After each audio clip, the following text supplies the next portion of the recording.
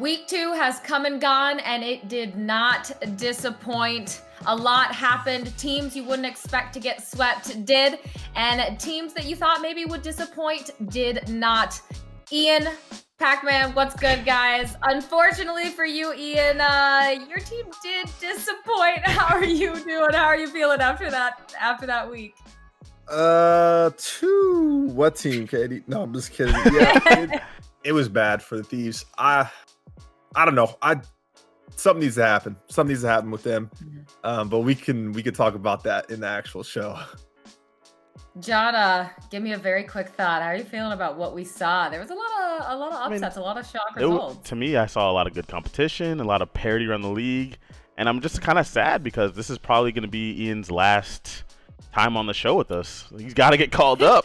Boys are garbage. They might need to sign me to the They might need to sign me to the 14 days. No cap. After what I've been witnessing, they might need to. Well, folks, if you're not sure exactly what they are talking about, let's quickly run through some of the Week 2 Stage 2 results. Dallas started things off, all's well that ends well, 3-1 over Paris, but the shocker of day one, Minnesota sweeping OpTic Chicago, the biggest match of the week, I think, that no one was expecting. London gets another win under their belt, as do Subliners. London's coming at the expense of Thieves, who, alongside OpTic, did not get a win on the week. New York, Atlanta, and Toronto looking good on Saturday. FaZe, no surprise, continuing to be dominant. And well, Sunday, Seattle with a sweep over Paris. Minnesota with a win over Dallas Empire. You heard me right, guys. Minnesota beat OpTic, and they beat Dallas this week. And, well, OpTic didn't fare much better against Florida, falling in a sweep to them. Let's move on to those group standings. How is everything shaking out now? Look at those groups. Maybe not what you would expect. Look at Group B. Seattle Surge sitting at 1-2 with Dallas. Florida in third and all the way down in fifth. OpTic Chicago. Thieves in fifth in Group A. And, well, no surprise there, perhaps Atlanta still on top. And now those overall standings, how are they playing out? Toronto, Paris, Seattle, and London still underneath the playoff cutoff. So you know that they are a little worried about making sure they can at least try and get into that 8th position. And some of the shifts occurring, one of the biggest you may note, well, New York Subliners sitting in third place over OpTic Chicago. Now, Enable, Pacman, I did not expect what we saw this week. If you were going to tell me that OpTic Chicago was going to go 0-2 and not win a single map, I would have told you to get out. I mean, what the hell, Ian, is going on there? I mean, I don't want to say I called it, Katie, but I kind of called it. You know, I said that OpTic they were going to be really good in the beginning of the game, right? Because it just comes down to straight talent. No one understands the game really. The best way to play certain situations, you know, and over time, if they don't keep it up, other teams are going to learn the game, and then they're going to be able to get beat because in the CDL, there's so much talent in all these teams. You know, like there are so many good players in the league right now, and I think that's just what's happening. You've seen teams like Minnesota, like Florida, they've improved. You can tell that they've gotten better. They have a better understanding for the game. And it shows that OpTic's kind of lacking in that. They're just relying on their talent. Their S&D hasn't looked that great, which is another thing that I brought up. But I was a little surprised that they went back-to-back 0-3. They just, they're behind. They're behind right now, especially when it comes to, you know, playing the game correctly, playing fundamentally correct, you know, and so I don't know. It's a pattern with them. I feel like it's happened in a lot of the past Call of Duties, and it's happening right now. Complacency, Pacman? I don't know if it's complacency, but it's kind of scary, right? Because what I saw was a breakdown in communication. That's what it felt like. A lot of the spots where they were losing, they were over challenging. They had numbers advantage. They were losing them over and over and over again. I remember a play specifically against Florida on Checkmate S&D. They had a 4v3 man advantage, and Envoy was across the map, and he knew one of the Florida players was there with him, right? So that means there's only 2 other people on the map, and somehow they let, I believe it was Neptune, flank them and get a free 2-piece and almost a 3-piece, which is unacceptable. You only have to worry about 2 other guys on the map. One of them is cornered. So how do you let this guy get behind you and get you killed for free when you have numbers advantage? All that means is you're not talking correctly. You're not communicating correctly. Something is going on where the comms are not clear, concise, and that's unacceptable. That's scary because that's hard to fix. A lot of the game stuff, like Ian said, they usually figure it back out. Like they'll catch up to whatever mistakes they're making. But the comms and stuff like that's what worries me. They can't be losing man advantage situations. That you're professionals, you know that. You can't do that, and that's the scariest part. Well, and Scump had said before we got to this week, he kind of pushed back against criticisms about OpTic's search and destroy, but then you get to this week and, well, you lost every search you played, and as you're saying, Pacman, it seems like there's kind of those basic fundamental level communication issues occurring, and as Ian said, other teams around them are improving. I mean, if you're Scump, it seems like there was a little more warranting to that criticism than he might have thought. I mean, the thing is, take it away, John. The thing is, their search was never great, and it's never going to be great. It hasn't been great even when they were the best team. It's not going to be great. But their respawns have always been great, or at least above average. And then what happened? They lost both controls this week. I mean, they lost every map, so yeah. But they lost both controls, which is not what, like, that was their linchpin. That was their go-to. Like, we're going to win those. And, of course, they got blown out by Minnesota in the hard point. Lost a close one because Awakening went crazy. But that's going to happen over time. It's just when you're not winning those hard points, now the spotlight is on those S&Ds. And then that's when it starts looking a lot worse than it is. Because, damn. If you're not winning S&Ds, you have to be that great respawn team that we always talked about. We were calling them the best respawn team in the game. Well, they're not anymore. So now that spotlight is on that S&D. They have to figure it out. So, I agree. Ian, okay, give me your thoughts. Do you think the meta change did anything in this discussion? Do you think it played a role? I mean, Dashy kind of was cheeky with folks about saying that the bad ARs, if you will be exposed with this meta shift, but he's negative in stage 2 so far. Do you think that's playing a role into OpTic troubles or not so much? I mean, at first, I do think it's funny that he did say that, and it seems like he's kind of taking the biggest hit when it comes to no XM4. I don't want to say it's a big factor, but I do think it is a factor because, once again, I feel like OpTic relies on talent a lot in the beginning of these games, and they don't fully, I don't want to say that they're not trying to improve, but they just don't fully grasp the right way, like the best way to play, the most optimal way to play. And when you have a do-it-all gun like an XM4, in someone like Dashy's hands, it really doesn't matter what he's doing on the map because he can just pop 2-3 pieces consistently. But when you take that away and you kind of put, not only him, but just players in more of a role-based play style, like he has to play slower with a Krig or a QBZ, he can't take over as easily if he's not playing his positionings better. If he's not just taking the advantageous gunfights. So I think it definitely is a factor. It's tough though that he's the one who said that, and he hasn't been playing too much so far in stage 2. Okay, quickly. So what can they do to change then? They're struggling, like we said, they haven't won a map, and it's going to start getting important for the next weeks coming up before the major. What do they do to fix this?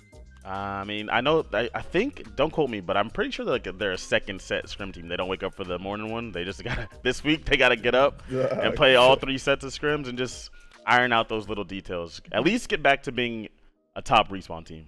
Even if you can't fix your search and destroy overnight or whatever it may be, make sure that you're on top of those respawns. You can't lose those ways. Like, they're supposed to be dominant on a raid. They lost 3 of them. You know what I mean? You just make sure you solidify those game modes, so at least you have that confidence that going forward. Those 1-0 advantages mean a lot. When you lose those searches, it's not that big of a deal to you. You can bounce back. Going down 2-0, though, it's a death sentence. And one of those hard points, no longer can we say OpTic, the best hardpoint team in the game. And one of those hard points they lost was to Minnesota, who has, I think, still the worst hardpoint record in the league.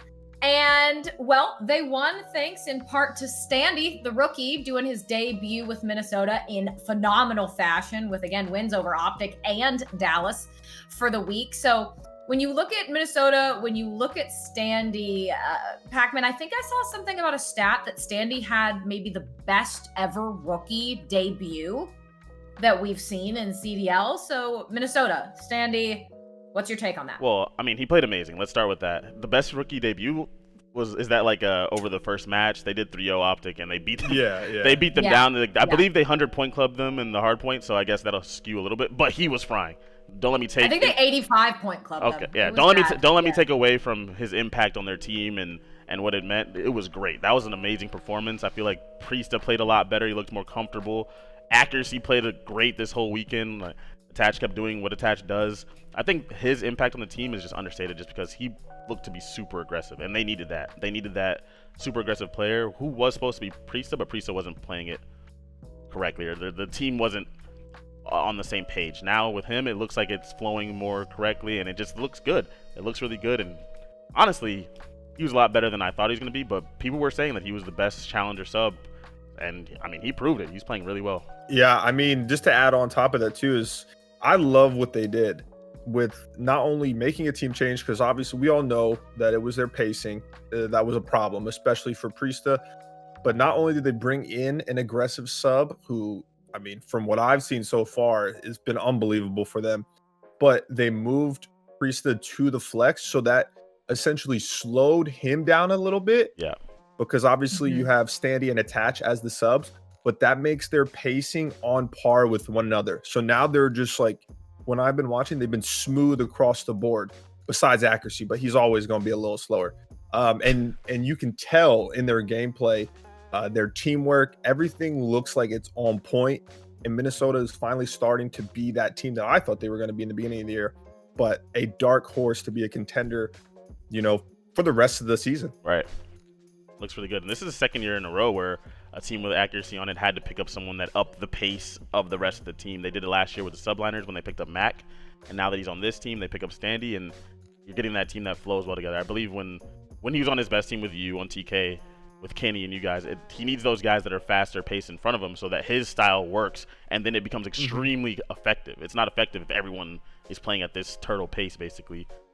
When you have the right balance and the right pacing, then his play style, then you're like, okay, get to that heady, like get there, post up and do what you need to do, and it starts to be looking really good, like it did this past weekend. So is there anything, yes, accolades to Standy, Minnesota's looking great, but is there anything that you saw out of them that you think might still be a weak link? Out of Minnesota? I mean, yeah, so anything, they look improved across the board, but anything you think still is a chink in the It's armor? tough because they played two of the top teams in the league, right? So we don't know what we saw. They won both matches, but they lost both hard points again to Dallas.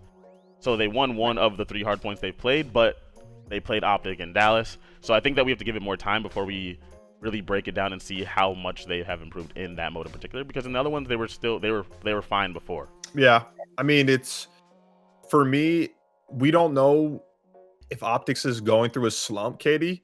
So even though they looked, I mean, they 3-0'd OpTic, obviously, but like John said, the 3-2 Dallas, they still got beat. I mean, I guess the hard points weren't that bad, so I wouldn't necessarily say like that could still be a weakness, but it could be. So we just need to give it more sample size and see. But I don't know. I think they might be pretty well rounded across the board. So I'm interested to see, you know, how much they can keep improving with Standy, because they looked, you know, pretty damn good so far. Yeah, and if anything, this weekend gave them confidence. We talked about that last week, and Standy definitely is not going to go in any series without confidence. Now, having taken on like maybe 4 of the best subs in the whole entire scene, other than Simpin and Busy in them, right? But Hook, Shotzi, freaking Envoy and Scump, he went up against the best of the best, and he won both matches. So confidence is going to be there either way going forward. Yeah, deserved from Minnesota, certainly looking much improved with a 2-0 on the week. Dallas, though, their confidence maybe a little shakier at this point. They did go 2-1 so far over these first 2 weeks, but they did lose that game 5 against Minnesota. I think going into that, they had a 4-2 game 5 record, now 4-3 after they lost that. They did come out on top in a game 5 round 11 against Seattle in the week prior, but Dallas, Ian, what's going on with them? Yes, they still look incredible, but maybe not as perfect as we would expect them to be? I mean, yeah, they're still, in my opinion, second best team in the game right now. I think, they would have to continue to kind of be shaky for them to fall off of my eyes. We'll see in the major. But I just think you're not getting the production that you did in MW out of Illy and Shotzi right now. And it's weird because I've heard from pro players and just like from watching, Shotzi's kind of taken a back seat to Huke in this game, kind of similar to how Huke did it last game. But like, I feel like there has to be a better way that they can use Shotzi, and his potential. It almost feels like he's in a role that he shouldn't be doing it all. And I don't know if that's making him uncomfortable, but at the same time, I don't know if that's the reason, or maybe him and Illy just aren't comfortable yet with the game. It is 4v4.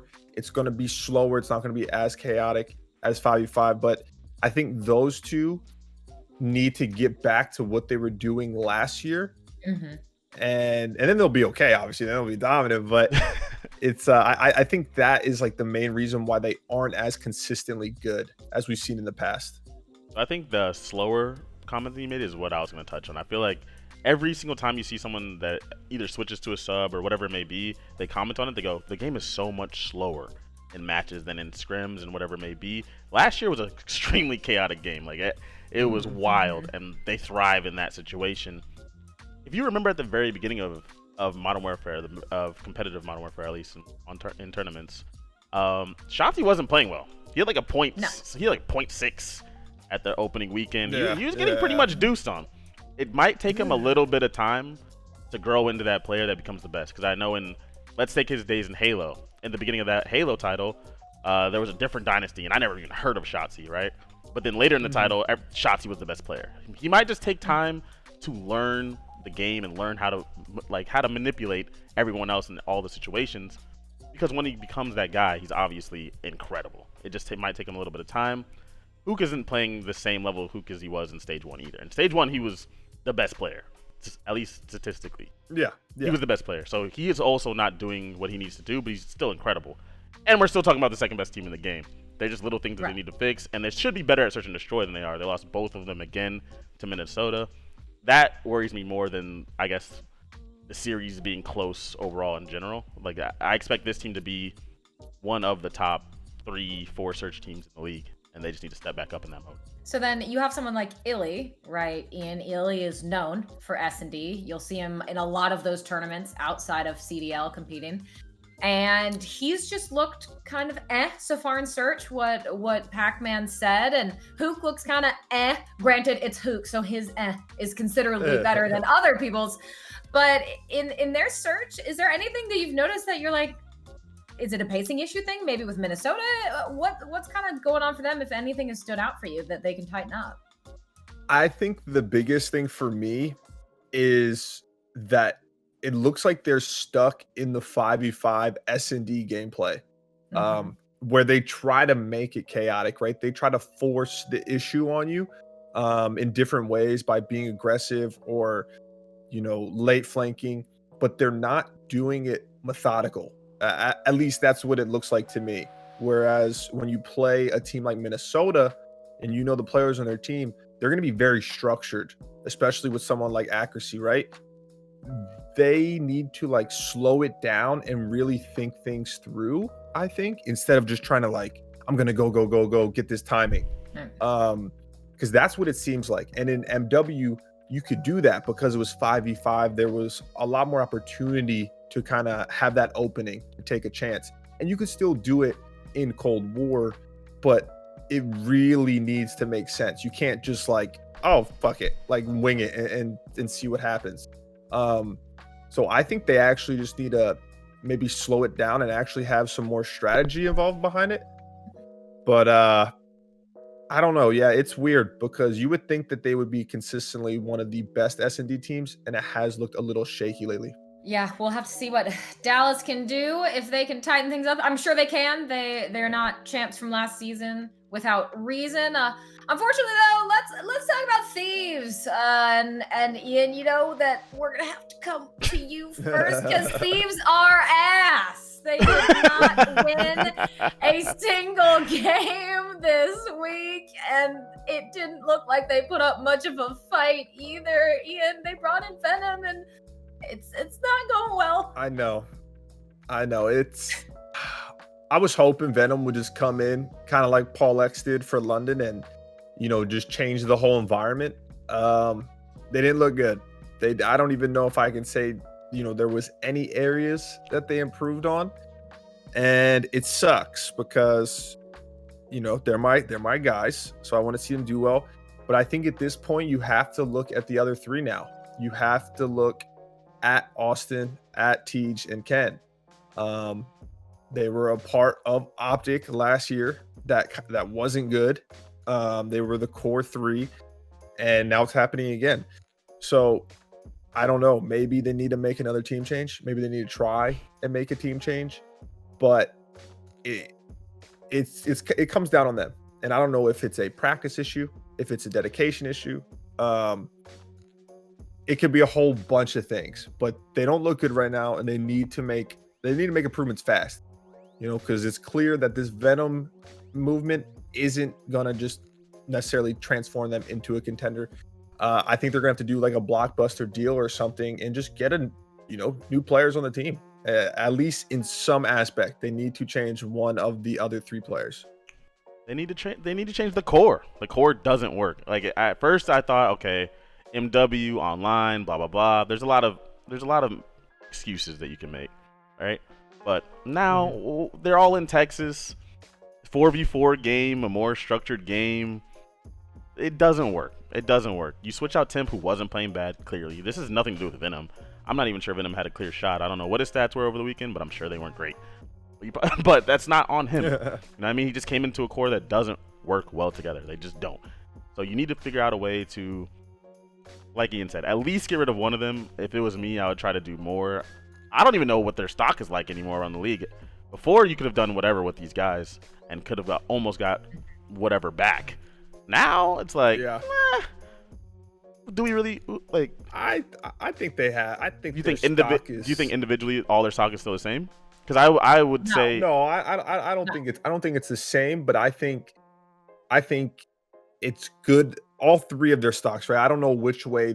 If I don't even know if this is what they're thinking, but if they were to make a team change, especially say two of the three main core players, whatever way they decide to go about it, I think they could get valuable pieces in return. Not to what they would have normally right now by any means, but I think at the end of the day, it comes down to, like you said, John, is just like the core doesn't work, and realistically, the skill, like not the skill, but all three of those players haven't been playing that well, so it's not like you can't look at it as just names, right? If you were to trade one of them for someone who might not have the same accolades as him, because that player could very well be playing better than them, or at the very least playing the same as them right now in the game. Okay, well, also there's I feel like, I don't know if I'm making this up, but 100 Thieves, LA Thieves work in a way where they want to get a certain caliber of person on their team because they're more than just trying to play, they're trying content, do all that, right?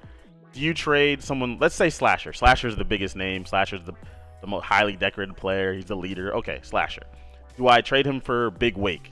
Big Wake right now is better than Slasher. Can we agree with this? Big Wake is disgusting. Yeah. Do I think historically he's better than Slasher? No way in hell. But if right at this moment, Big Wake's better. But would you do that trade if you were Florida even?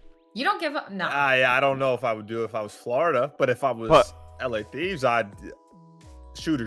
You know what I'm saying? Like, I'd put it out. You know what I mean? But that's a huge decision to make as an organization. You're giving away someone that's a champion for someone who's been good for less than a full year, who's never actually won on the biggest stage. You know what I'm saying? And so there's a lot to think about. But you're considering it at this point. Well, you have to. If it was me, you have to consider everything. Whether or not you do it or not, you have to put it on the big board and see how you're gonna make it. How you're gonna make it work, because it doesn't work right now. And the whole point of making these team changes is to go forward, progress a little bit. They looked worse. They looked worse than with Tim. With that beatdown that they got from FaZe was like, that was embarrassing. I blinked and the control was over. Like, yeah, it was hard to watch. They were getting assassinated. Like they were getting trolled. Like these are champions getting trolled. You know what I mean? Like, this is not the way it's supposed to be. I don't know. Yeah, I mean, you watched the end of that control, and literally they could have capped the point, and they just TDM'd them to death and then assassinated Venom. That's such a gap in teams that, I mean, you saw what what Sim tweeted out, said, thanks for the league play match. I mean, Give it my doesn't boys get 30. more, it doesn't get more disrespectful than that. But yeah, you expect something out of Thieves with Venom coming in, at least a hope that maybe you're going to get a Standy style improvement or maybe Paul X, and you got assassinated. Yeah. We're going to have to see what happens with the rest of Thieves. Maybe no one is safe at this point. Who knows? But we do need to move on. Give Thieves a bit of a break because we got to talk about our MVPs. I don't think any of them are going to be in this discussion. Pacman, we'll pick it off with you. MVP, who looked amazing to you this week? Who do you got to give some props to? Ooh, quick. I'm gonna go with accuracy. I feel like before this, he's the one that takes the most flack when they're talking about team changes. If you go look when they switched out Major Maniac instead of him, he's the one that gets blasted, right? Like, why do you keep this guy? What has he done? Why do you do this? Why do you keep him? Blah blah blah. He's the one that had the most pressure on him going forward, way more than Standy coming in, right? Standy played well, but if you go look at it, accuracy had ace after ace, 4 pieces. Like, he was doing his thing. He was clutching up in a lot of scenarios, huge S&D wins. I got to give it to accuracy. I feel like he played a really great weekend, and he was that guy that I thought he could be, that post-up AR that every team needs, and he was that guy after having such a tough go of it early on in the season. My MVP of the week, I think it's got to be Paul X. I think he played phenomenal, on the stats, and even if you look past that, I just think he's transformed this London team. Not saying that they're a contender by any means, but they look like a team that can be solid, that can improve, especially over time, and they can upset a lot of the top teams. You can just tell he's helped them in multiple areas. I know the last series that they played, even though they didn't win the series, he was almost hard carrying them to victory. Like, he dropped like a 40 plus something in the hard point. Yeah, he was great. Like he would look like LeBron in like 08. But so I'm just excited to see how much they improve with him on the team, because I feel like it's already been night and day from the London before him. Oh yeah, that now they're competitive. Didn't win a series for sure.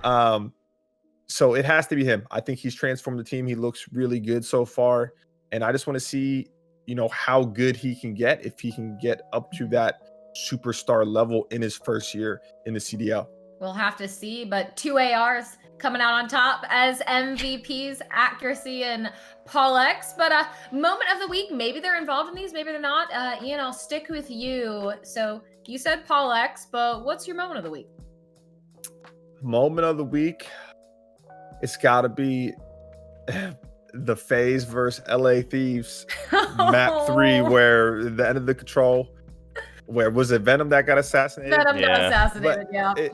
To me, it was the moment of the week, because that was the like decider, just seeing that game and kind of how that last round went, that I knew without a doubt they need to make another team change within the core 3 players, because it looks like they're just all done with playing with each other. Yeah, they need a new environment, and so it was tough to see, man, because I had high hopes with Venom. I did. I wasn't expecting them to just all of a sudden come out and be the best team, but to show some signs of life, and it just seems like they've fully given up on each other. The core 3 speaking, not Venom.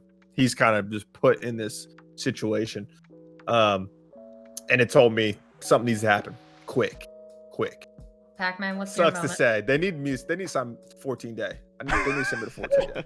I'm telling you, this is your last one. They can't do worse. Anyway, mine's gonna be the very first map of Minnesota ROKKR and OpTic, just because they were so bad at hardpoint, and then they're going up against a team that's at least previously great at hardpoint, and they came out and 85 point clubbed them, as you said. And Standy came out and played amazing. There's no way to have a better debut than that, than 100 point clubbing one of the best teams, and just a legendary team at that, in your very first match, very first map of the CDL. So that's my moment of the week. Well, we do MVP, we do moment of the week every week, and now my favorite, the LVP, because it puts these gentlemen on the spot to pick their least valuable player. Ian, I'm going to give you a break for a second. I'm going to start. I'm going to start with Pacman. Pacman, your LVP you're for cheating. week 2, say 2. This is cheating. So I got to go first. Well, Well, Ian cheated last week, so I'm gonna cheat this week. I'm looking at. Please do it. Looking at LAG, and I'm not picking a player. I'm going for the organization. The entirety of the org. Okay. No. Whoever's in charge, whoever has decision-making power. Boy's calling out the general manager, the CEO. Yeah, I don't give a damn, Ian. I don't give a damn. What they have is a team of bona fide scrubs.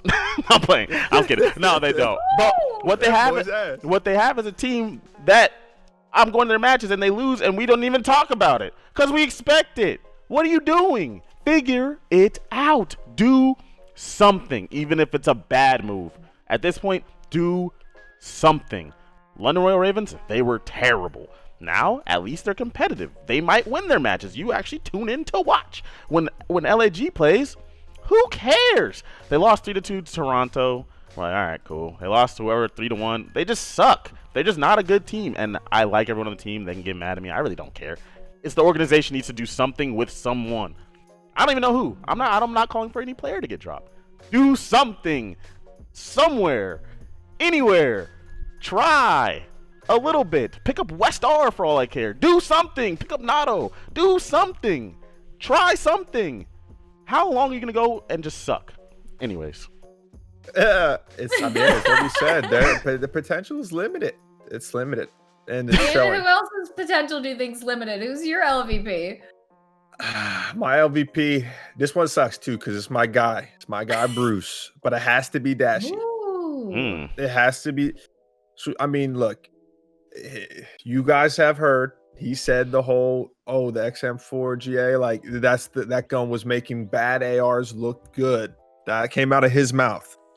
And he played pretty damn horrible. He's been playing pretty horrible in stage 2 so far. And, you can't say that and then have the performances that he's had. And on top of that, your team go 0-2 this week. What are they overall in stage 2? 1-2, 3-7 that's what I thought, record. Yeah. It's like you get back-to-back 3-0'd. You're Dashy. You're normally putting up 1.2s, and then you do what you did this past week. This just can't happen. It can't happen, especially when you're a team like OpTic that relies on their talent as much as they do. If you're not getting the kills, what are you doing? And I don't know what it is. I don't know if he's uncomfortable with the guns. I don't know if it's a team thing and he's just kind of, I'm picking on him because he said the whole making bad ARs look good. And he kind of was the one that was looking good with the XM4, so he just exposed himself. But he definitely needs to step it up moving forward.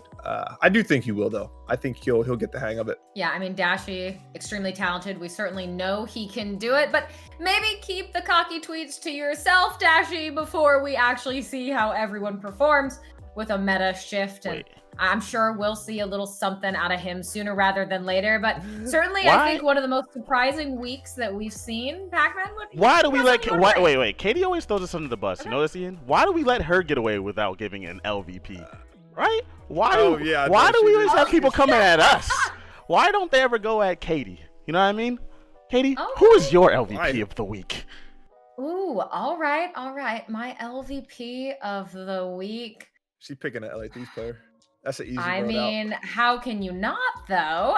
If you don't want me to pick Thieves, you pick whoever you want. Pick whoever you want. Pick whoever you want. I mean, okay, if you have to go with Thieves, I mean, I know we did Gorillas. I know that we also said Dashy. I have to look at Slasher. So he's the leader of these teams for years. Yes, you have the core. You have TJ and Kenny. And I think TJ probably the shakiest of those three if you're looking at changes. But I have to go with Slasher. I've done interviews with him consistently where he talks about some of the things he needs to work on when he's in that leadership role, how he can be a little too hard-headed. He can be a little ineffective in his communication as a leader. And I know he says those things, but it just doesn't seem like there's improvements on his end as a leader. So I think I'd like to see more out of him. Yeah, he's not performing to the ceiling we know he can be at, but in the end for Slasher, you're a leader for this team. Figure out if there are issues with you, figure out what's going on with your team, and actively make the improvements that you've told me repeatedly you're working on for the last 2 years. I need to see that out of him. Well. Shoot. That was... You ask, and I give. But there we go, that guys. was a good answer. Yeah. Slasher and Gorillas and Dashy, congratulations. You are our LVPs on reverse sweep for the week, but we need to close it out now, guys. Week 2 of stage 2 did not disappoint, and I have a feeling, considering how these teams are all playing, that week 3 is going to be even more exciting. So stay tuned for that. We will be back with all of our full opinions, no holds barred, come the end of week 3. We'll see you then.